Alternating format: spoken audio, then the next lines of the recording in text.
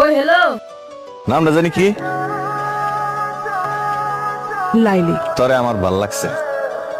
Hotel আইস টাকালয়, Gulistan. Chains না? বেচা কেনার বাইরেও তরে আমার ভাল লাগছে। তো আমি কি করবো?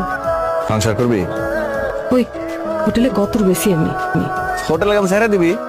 তাতে চলবো তোর? মাগিরে বিয়া করবি? চলবো।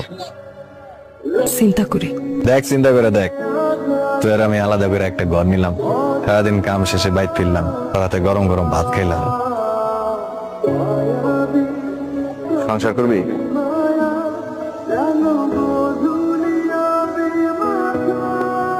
কিছু পাওনাটা আছে, এগুলা লয়া আজকে কাম সেরা দিব।